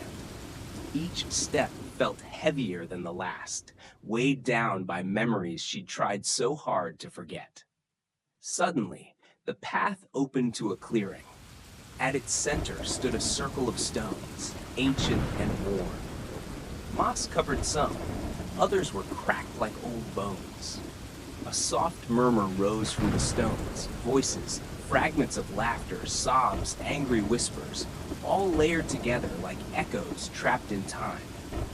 Mara knelt beside one, fingers tracing its cold surface. A memory flickered, her grandmother, sitting quietly by the fire, telling stories in a voice that trembled with grief and love. I never told you everything, the voice seemed to say. The stones pulsed with the weight of untold stories, the silences between words that shaped her past. A sudden gust blew through the clearing, rustling leaves, carrying a scent of wood smoke and old paper. Mara closed her eyes, letting the memories wash over her. The loss, the hope, the fear. When she opened them, the veilstone glowed bright, illuminating the circle. She realized the thin place wasn't just a place between worlds. It was a space between moments, where the past and present met, and healing began. With resolve, Mara rose and stepped toward the path ahead. The night was long, but the dark hour was passing. The forest thickened as Mara moved forward, each step stirring the fallen leaves and hidden memories beneath her feet. The moon hung low, casting silver light through the dense canopy, turning the woods into a patchwork of shadow and glow. Her fingers still clutched the veilstone, now humming softly like a distant song calling her onward. Ahead, a faint shimmer broke the darkness, a flicker of movement near a fallen tree. Mara paused, heart tightening, senses alert. From the shadow emerged a figure, slight and limping, eyes gleaming like polished amber. It was the boy from her dreams, the one with the strange, knowing smile. "Why do you come?" he asked, voice like the rustle of dry leaves. Mara swallowed her fear. To understand, to remember what was lost. He stepped closer, his gaze piercing. The hollow holds many secrets, but not all want to be found. She felt the weight of unspoken truths pressing on her chest. "Your grandmother walked here once," the boy continued. "She carried a burden, the silence of things left unsaid." Mara's throat tightened at the thought. The grandmother she barely knew, wrapped in shadows and stories. The boy's eyes softened. "But there is hope. The hollow remembers those who listen." He pointed toward a narrow ravine where faint light flickered like a dying flame. "Follow the light. It will show you what you need to see. But beware. The past can be a dangerous place." With that, the figure faded into the night, leaving only the echo of his words. Mara stood alone, the veilstone glowing brighter in her palm. The path was clear, yet the darkness whispered warnings. She stepped forward into the unknown. The air grew colder as Mara approached the ravine, the flickering light ahead casting long, dancing shadows on the twisted roots and jagged rocks. Her breath came in shallow bursts, but the veilstone pulsed steadily in her hand, as if urging her onward. She peered down into the ravine, where a small lantern dangled from a bent branch, its flame wavering yet unwavering in the stillness. The lantern's light painted golden hues onto something lying at the bottom, a bundle wrapped in worn cloth. Carefully, Mara climbed down the slippery incline, fingers clutching rough bark for support. As she reached the base, she knelt and gently unfolded the bundle. Inside lay a faded journal, its leather cracked and weathered. Mara's heart quickened. This must be her grandmother's journal, the key to the silence. She opened it to the first page, and the words, though faint, seemed to shimmer in the lantern's glow. The thin place is not a boundary, but a mirror, reflecting all that we fear and all that we long to know. To cross it is to face the echoes of the self, and in that reflection lies truth, and sometimes forgiveness. Mara's eyes stung. Forgiveness. A word she hadn't dared to whisper in years. A sudden rustling behind her made her spin around. The forest's dark depths seemed alive, watching. But the boy from the shadows stood there again, his amber eyes gentle. "You found what you needed," he said softly. "Why was she here? Why did she leave this?" Mara asked, clutching the journal. The boy's gaze drifted upward. "Your grandmother came seeking answers, much like you. The hollow offers questions in return." He stepped closer, lowering his voice. "But not all questions demand answers. Some are meant to change us, to teach us how to live with what we carry." Mara looked at the journal, then at the faint glow of the veilstone. "Am I ready for what comes next?" she whispered. The boy smiled, a flicker of warmth in the cold night. Only one way to find out. Behind him, the ravine's light flared briefly. A signal, a beckoning. Mara felt the pulse of the forest's secret heartbeat echo in her own. The thin place awaited.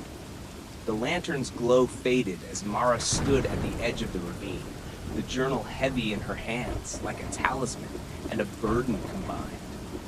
The boy's amber eyes seemed to hold a quiet patience, as if he understood the storm swirling inside her. She glanced down into the depths, where shadows curled like living things, whispering secrets just out of reach. The thin place was no longer an abstract concept, but a looming doorway, fragile and formidable. Why do I feel like I'm on the edge of something I don't want to see? Mara asked, voice trembling. Because what lies beyond is not just the world, the boy answered. It's the world inside you. Her mind flooded with memories, the long nights of loneliness, the fractured relationships, the regrets that gnawed at her like shadows clinging to light. She thought of her grandmother's cryptic warnings, the strange dreams of voices calling through the trees, and the whispers in the old house. The boy took a step closer, the Veilstone's faint glow casting his silhouette like a guardian of forgotten truths. You don't cross this threshold to escape. You cross it to understand. Mara swallowed hard. The cool night air was sharp, biting at her skin, but her resolve hardened like the ancient stone beneath her feet. She flipped open the journal again, finding a page bookmarked with a pressed flower, brittle and faded. The thin place demands courage, not the absence of fear, but the willingness to move forward despite it. A shiver ran down her spine as the forest seemed to hold its breath. Slowly, Mara stepped forward, the ground beneath her shifting from solid earth to something more fluid, a shimmer of mist that wrapped around her ankles like cold fingers. The world blurred. The ravine deepened, shadows folding in on themselves, pulling her into a liminal space where time stretched and contracted like a living thing. The boy's voice echoed softly, "You are not alone." With a final breath, Mara let go of hesitation and crossed into the thin place, the space between worlds, where reality thinned and the past and present whispered side by side. A new chapter of her story had begun. The moment Mara crossed into the thin place, the air thickened with a strange sweetness, like the scent of earth after rain, but mixed with something older, something ancient and raw. The mist wrapped tighter around her, softening the edges of the world until everything shimmered like a half-remembered dream. She blinked and found herself standing on the bank of a river that wasn't there a second ago. The water was dark as ink, but moved silently, reflecting a sky filled with stars she didn't recognize. Across the river, trees leaned inwards, their branches tangled like claws, yet glowing faintly as if lit from within. Mara's heart pounded. She glanced back and saw the boy's form blurred, becoming part of the mist. His amber eyes met hers one last time, full of warmth and quiet encouragement. Then he was gone. With no choice but forward, Mara stepped closer to the river's edge. The journal clutched in her hand felt alive, pulsing with a soft golden light. The words on the pages rearranged themselves, revealing a new passage. In the thin place, you must offer a piece of yourself to move on. Fear, regret, hope. Choose what you carry and what you leave behind. She knelt by the water and touched the surface. It was cool and smooth, but as ripples spread, images appeared, flickers of her past. Moments she wished she could change, people she longed to understand, laughter and tears interwoven like threads in a tapestry. Mara felt tears welling. The river wasn't just a boundary, it was a mirror, reflecting the parts of herself she'd hidden or forgotten. A voice whispered, soft as wind through leaves, "What do you carry?" She hesitated. Could she let go of the guilt that shadowed her every step? Could Could she release the loneliness that had seeped into her bones? And yet, there was a spark of hope, fragile but undeniable. Taking a deep breath, Mara pressed the journal into the river's edge. The water shimmered and the light grew, swallowing the past like a cleansing fire. When the glow faded, she felt lighter, not free, but ready. From the far bank, a path appeared, woven from starlight and shadows, inviting her onward. With renewed courage, Mara rose and stepped onto the path. The thin place was testing her, but she was no longer afraid. The path shimmered beneath Mara's feet, winding deeper into the unknown.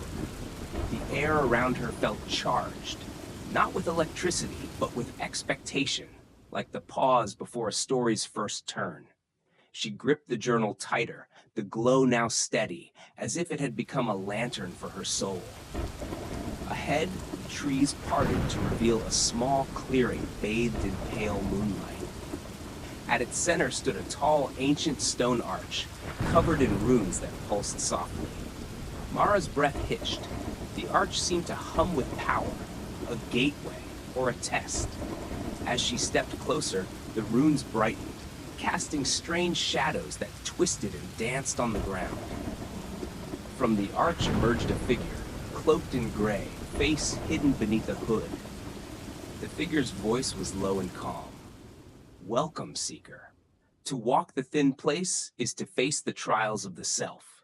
Your first challenge is one of memory and choice. The figure extended a hand, revealing a small, intricately carved box.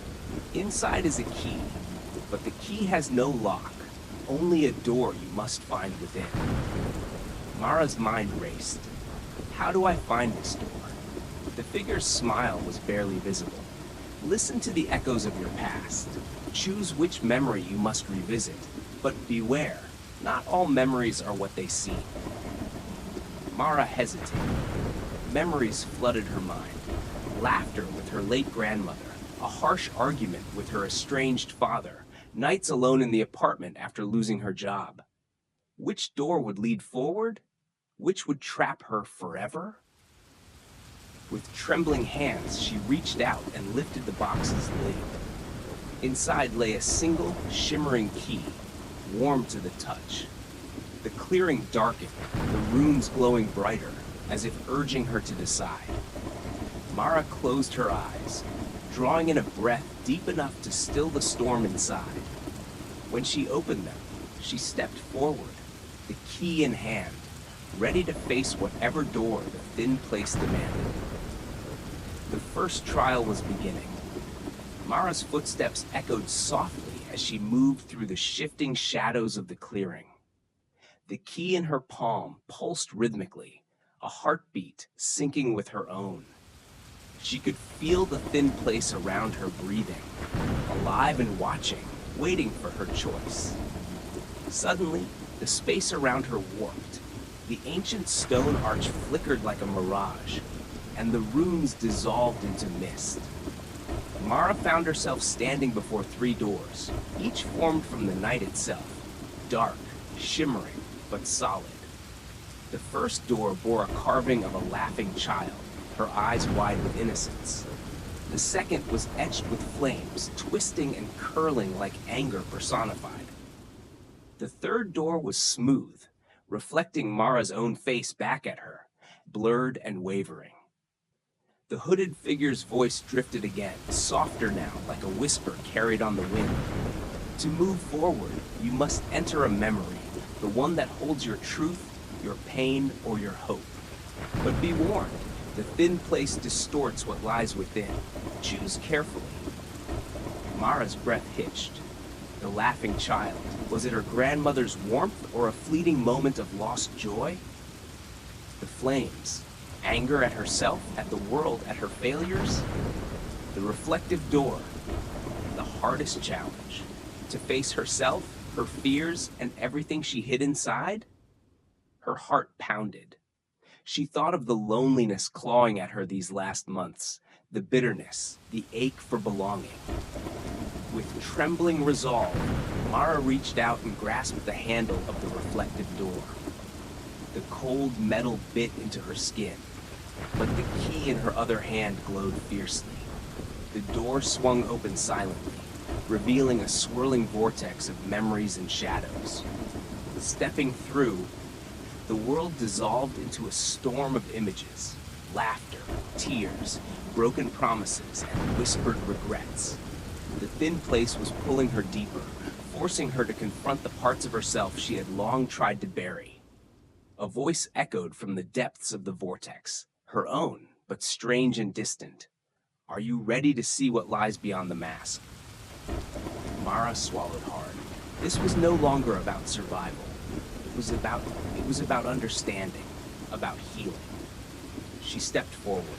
The trial had begun. The vortex engulfed Mara in a whirlwind of light and shadow. Her own memories surged like tidal waves, each one vivid and raw. She found herself in the dim kitchen of her childhood home, the scent of baking bread mingling with fading laughter. But something was off. Faces blurred, voices distorted, as if the thin place was twisting her past. She saw her younger self sitting at the table, eyes wide, waiting for her mother to return from work. But the door never opened. Instead, an unshakable silence pressed down. The scene flickered, replaced by another. Mara, alone in a crowded office, surrounded by unfamiliar faces, smiling but hollow. The loneliness was palpable. A sudden sharp pain stabbed her chest, a memory she'd buried deep. The night her best friend left without saying goodbye, the weight of abandonment crashing over her again. Tears blurred her vision.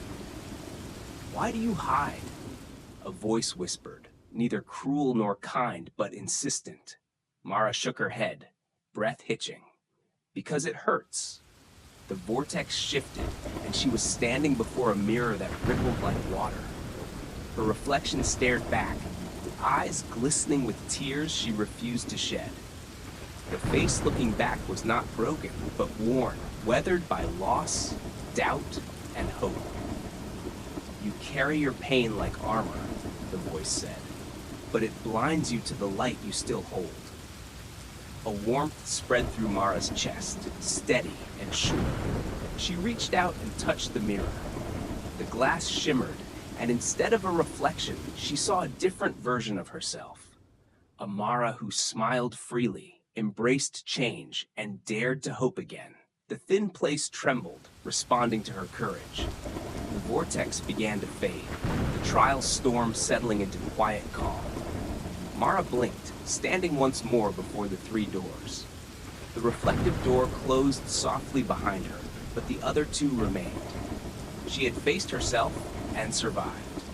A new strength kindled inside, but the path was not over. The hooded figure reappeared, nodding slowly.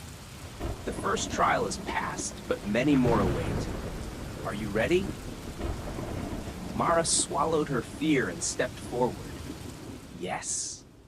Mara's footsteps echoed as she crossed the stone floor, the air growing colder with every step.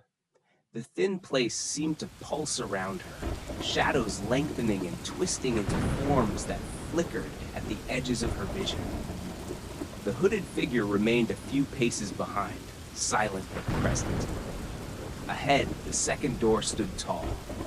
Weathered oak, scarred by time and crowned with an iron lock shaped like a serpent biting its own tail. It beckoned, promising secrets long buried. With a steady breath, Mara reached out and pushed it open. Beyond was a corridor lined with mirrors, each one fogged and cracked, reflecting distorted images of her past. Whispers drifted from the glass, snippets of conversations, forgotten names, moments she wished she could change. As she stepped forward, a chill settled deep in her bones. From the mist, a figure emerged, a shadowy version of her father, eyes hollow, face unreadable. He reached out with hands that trembled, but words remained locked behind a silence heavier than any storm Mara had faced. Her throat tightened, The years of unanswered questions, the bitterness of lost connections, surged forward like a tidal wave. "Why did you leave?" she whispered, voice breaking. The figure's lips moved, forming words that echoed in the corridor, though no sound came. Images flashed, her father struggling with demons she never knew, fights lost in silence, love tangled in regret. Mara's heart ached, the anger and sorrow tangled with empathy and understanding. The mirrors around her shattered one by one, shards falling like rain at her feet, releasing whispers that turned into soft sighs of forgiveness. The corridor faded, replaced by a small garden bathed in twilight. There, a wooden bench awaited, worn but steady. Mara sat, feeling the weight of the past settling, not as a burden, but as a chapter that shaped her. The hooded figure spoke softly. "To heal, you must face the shadows, not to fight them, but to find the light they hide." Mara nodded, eyes fixed on the dim horizon. This was only the beginning. The garden stretched out before Mara like a breath held in twilight, a place where time seemed neither to rush nor stall, but simply was. Tall, ancient trees lined the edges, their branches tangled in a delicate lattice above, filtering the last pale light of day. Soft, fragrant blooms nestled among dark green leaves, their petals shimmering faintly with dew or something more mysterious. Mara's fingers brushed over the rough bark of a tree trunk as she walked. The scent was familiar, a mixture of damp earth, old wood, and something sweetly haunting, like the memories of a forgotten summer. The hooded figure stayed just behind her, silent as always. Mara wasn't sure if it was a guardian, a guide, or a fragment of the thin place itself. A distant sound caught her attention, the faintest echo of laughter, like children playing somewhere beyond the trees. Her heart clenched with a mix of hope and sorrow. Memories bubbled up, of a childhood she barely remembered. Fragments of warmth and joy mingled with loss. Near the center of the garden, an ancient stone well stood, its surface cracked and moss-covered. Mara approached and peered into its depths. Rather than darkness, she saw swirling mist reflecting scenes, moments from her life and those of people she loved and lost. One image froze her, her grandmother, sitting by the fire in the house Mara had inherited, telling stories with eyes that gleamed with secrets. The memory brought a bittersweet ache, a reminder of why she had come here. The well whispered, a voice like wind over leaves. "The past lives in the echoes. Listen, and you will understand." Mara leaned closer. The mist shifted, revealing glimpses of another time, a place where choices rippled outward like stones in a pond. Suddenly, the garden around her blurred and reshaped, the comforting twilight giving way to something colder, darker. Her breath hitched as the trees transformed into towering black spires, the flowers shriveled into thorny vines, and the well cracked open like a wound. The garden was no longer safe. A new shadow rose from the depths. Mara steeled herself. The next test had begun. The garden's once soft twilight had dissolved into a sharp, biting darkness. Mara's skin prickled as the air thickened, heavy with the scent of decay and damp iron. The thorny vines writhed like serpents, twisting around gnarled branches, reaching hungrily toward her. Her footsteps faltered, but she pressed forward. The well, now a jagged maw, cracked open like a wound, pulsed with a faint crimson glow from within. The hooded figure stepped closer, its voice a low rumble in her mind. The thin place tests more than courage, Mara. It demands truth. Face the thorns or be consumed. Pain bloomed suddenly in her palm, a sharp sting as a thorn caught her skin. She gasped, shaking her hand free, but the wound was deeper than expected. Instead of blood, dark smoke seeped from the prick, curling upward and mingling with the shadows. Mara's heart hammered. The garden wasn't just a place. It was alive, hungry, and it knew her fears. "Why me?" she whispered, clutching her arm. "Why here?" A distant memory surfaced. Her grandmother's voice, gentle but firm. "The thin place holds what you need, not what you want." Drawing a breath, Mara forced herself to look around. The path ahead was tangled with thorns, but faint lights flickered beyond, like lanterns guiding the way. She reached out again, this time more careful, cutting through the barbs with trembling fingers. Each thorn seemed to whisper secrets, regrets, lost chances, moments she had tried to forget. Her vision blurred, the ground beneath her trembled. Shadows shifted into shapes, faces twisted in silent screams, eyes full of pleading.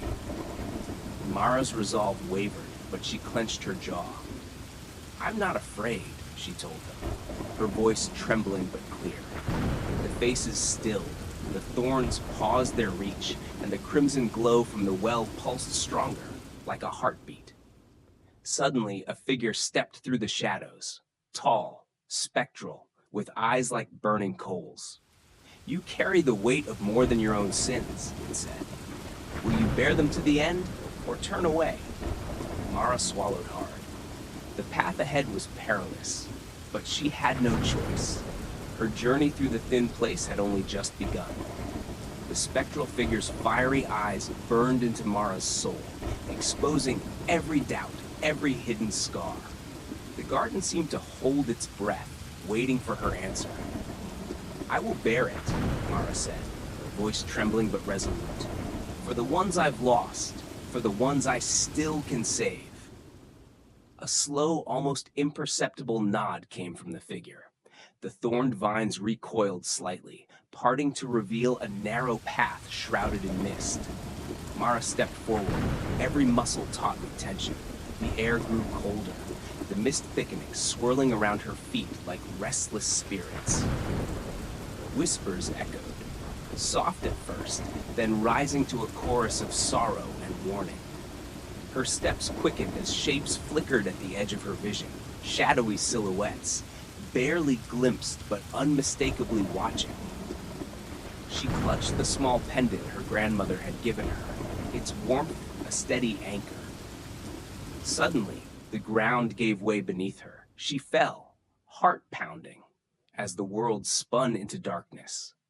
When she landed, it was on cold stone, inside a chamber carved from the earth. Walls glistened wetly, slick with moss and something darker.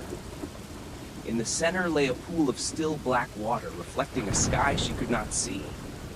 From the pool's edge rose a figure, a woman, radiant but sad, her eyes deep wells of ancient sorrow. "You have entered the heart of the thin place," the woman said softly. "To move forward, you must confront what lies beneath." Mara swallowed hard and looked into the water. Her own reflection wavered, twisting into scenes from her past. The mistakes, the loneliness, the losses she carried like stones in her chest. The woman's voice echoed, "Truth is the thorn that pricks deepest, but also the light that guides." Mara reached out, fingertips brushing the surface. The water rippled, pulling her in. Cold enveloped her, but beneath the chill was something warmer. Hope, maybe. She was no longer alone. Somewhere beyond the shadows, a path waited. The garden above whispered anew as the thorns shimmered, ready for her next step.